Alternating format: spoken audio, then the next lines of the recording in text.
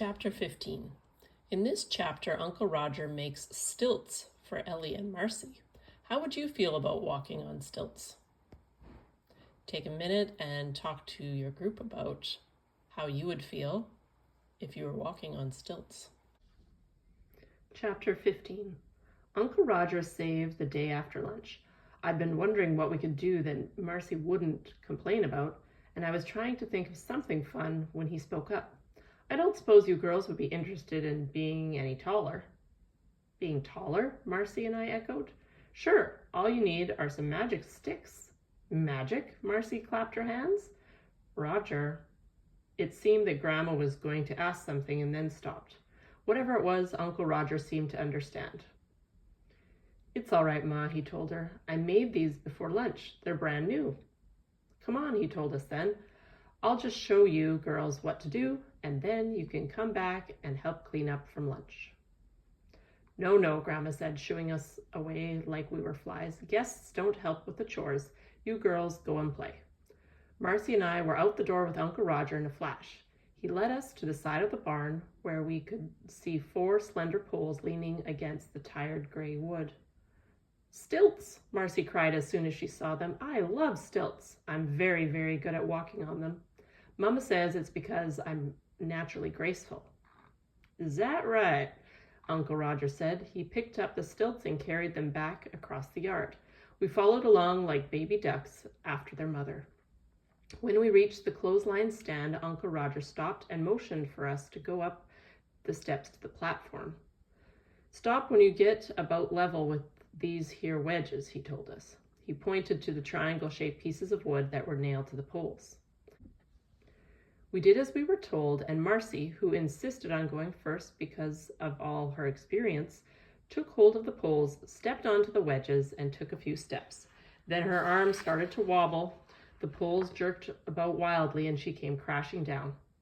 Are you sure you made these right? She asked crossly as she picked herself up and brushed away some dirt and grass that was clinging to her. They're stilts, Uncle Roger said. What could be wrong with them? Marcy's eyebrows plowed together in a frown, but she got over her anger fast. Anyway, it's ages and ages since I was on stilts, she said. I probably just need to practice. Then you won't be able to believe how good I am on them. No, we probably won't, Uncle Roger agreed. I saw a smile try to burst out on his face, but he fought it off. Then he showed me how to get on the stilts, and he guided me while I took my first few steps. I was pretty shaky at it, and I figured I'd soon be landing on my behind too, but Uncle Roger told us that if we felt we were losing control, we should lean forward a bit and jump down. Marcy made another attempt. She did all right for a few steps before she lost her balance and landed on the ground again. I did that on purpose, she claimed. I just realized how thirsty I am, so I got down to get a drink of water. Well, now I'd best be getting back to work, Uncle Roger said, but he didn't move. Uncle Roger, I said, did you and my mother have stilts? We sure did, he said. We used to race on 'em and make bets to see who could stay up the longest. Your mom won most of the time, and I'd end up doing one of her chores. That's usually what we bet, a chore. I tried to picture my mother as a little girl and Uncle Roger as a little boy playing together right in this yard. I wondered if their stilts were like the ones Uncle Roger had just made. And then I remembered my grandmother's face when she'd said Uncle Roger's name in that strange tone of voice earlier, and I knew she'd thought that he was going to let me use my mother's stilts.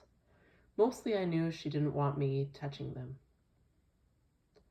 Do you still have those stilts? I asked. They're here, he said, up in the rafters. But the wood is old and dry and starting to split. They wouldn't be safe anymore. Did you make these new ones just for me and Marcy? I asked. He nodded. There was nothing to it, he said. But I never used stilts before, and now Marcy and I have something to do, I said. Thank you, Uncle Roger. Aw, he said, like he was brushing away my thanks, but his face looked pleased, and watching it I discovered something odd. Uncle Roger's burn wasn't nearly as noticeable as it was when I first met him. I went into the kitchen and was surprised to see Marcy standing beside Grandma drying dishes and talking. I felt like helping, Marcy said with her chin up in the air. I don't think your grandmother should have to do all the work by herself, Ellie. Elizabeth helps me every day, Grandma said. My mother says I'm the best helper there ever was, Marcy claimed. That's nice, Grandma said. Elizabeth, would you sweep the floor, please? You always do an excellent job of it. I picked up the broom and began to sweep the floor extra carefully. I can't believe I fell off the stilts today, Marcy said. Mother says I have natural grace and balance, and I could be in the ballet if I had lessons. And Daddy told me one time that I was the best stilt walker he ever saw. Grandma didn't give Marcy much encouragement, a grunt now and then, but that didn't stop Marcy from bragging on and on. It was a relief when the chores were all finished and it was time to go back outside. Marcy was out the door like a bolt, but I held back for a minute or two. Is there anything else you'd like me to do before I go play, Grandma? I asked. No, you go on with your friend. It seemed her voice was just a little softer than usual. It gave me a flash of courage. All right, I said, and thank you for letting me and Marcy make cookies. Grandma's chin lifted and her eyes seemed to settle on the tired old wallpaper over the stove. Roger likes sugar cookies, she said. Yes, ma'am, I said. But as I turned to walk away, Grandma spoke again. But you're welcome, Elizabeth. Marcy was already on the clothesline stand, holding on to one pair of stilts. She shouted, I'm over here, Ellie, as if I might not notice her there. I got there quick enough, and we both balanced ourselves on the stilts and took a few wobbly steps before we lost control. Remembering my Uncle Roger's instructions, we pitched forward and then jumped down. Laughing, we raced back to the stand and tried again and again. We lurched and veered off course. Down we went over and over. If it wasn't for Uncle Roger's help in telling us how to keep from crashing, we'd have been bruised from head to toe. I'm sure if anyone was watching, they'd have thought we were the most hopeless stilt walkers in the entire world. Maybe we were, but it sure was fun. Even so, it wasn't long before we were managing more than just a few steps. By the end of the afternoon, we could both walk around for a few minutes at a time. My uncle said he and my mom used to race, I told Marcy when we were taking a break and lying back on a shaded patch of grass. Race? Marcy looked doubtful. You want to try it? Nah, they had a lot more practice than us, I said. Oh, well, maybe some other time, Marcy said. She sounded disappointed, but her face looked relieved. We were just starting to get tired of playing on the stilts when Mrs. Knowles arrived to pick Marcy up. It's a girl, she called as soon as she was out of the car. Marcy, honey, you have a new cousin. Marcy didn't seem very excited at her mother's news. She said something about crying babies, but her voice was too low and mumbled for me to hear it clearly. And you'll be happy to know that Aunt Dottie is doing just fine, Mrs. Knowles added. Hello, came Grandma's voice. She was just coming out of the front door. Did I hear you say the little one has arrived? Yes, a girl. The baby is healthy and everything went well? Yes, thank you, Mrs. Knowles said. Dottie is tired, of course, but she and the baby are both fine. Good, good, Grandma said, smiling. Her face crinkled and her dark eyes almost disappeared in the folds. I hope Marcy behaved herself for you, Mrs. Knowles went on. Oh, yes, said Grandma. We made cookies and played on stilts, Marcy announced. You did? Well, isn't that nice? Mrs. Knowles smiled at Grandma like it had all been her idea. I can't thank you enough for watching her for me. It was no problem, Grandma said. But wait here one moment. I have something for the little one.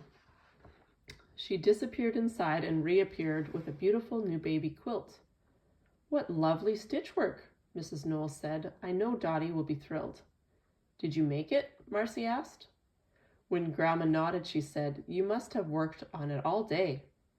And then, you wouldn't believe it, but Grandma laughed. Mrs. Knowles did too, and she explained to Marcy that quilts, even small ones, take a long time to make. When they were gone, I gathered my nerve up and asked Grandma when she had made it. I start one whenever I hear news that there will be a new baby, she said. I like to keep busy. She glanced down at me. It would be good for you to learn this too. Life is about work, not play. One of the struggles that Ellie has in this book is not feeling loved by her grandma. In this chapter, Grandma is being a little kinder to Ellie. Write these answers in your book. So write a number 1. So what nice thing does Grandma say to Ellie? A, Grandma says Ellie does an excellent job washing the clothes. B, Grandma says Ellie does an excellent job sweeping the floors. Or C, Grandma says Ellie has nice hair. So write down a number 1 and choose A, B, or C. Number 2, Grandma is speaking in a softer, nicer voice than usual. This gives Ellie courage to tell her grandma, A, thank you for making oatmeal raisin cookies. B, thank you for making stilts. Or C, thank you for making sugar cookies. So you write down in your book number 2 and choose A, B, or C. Then when you're done these 2 questions, talk about the answers with your partner.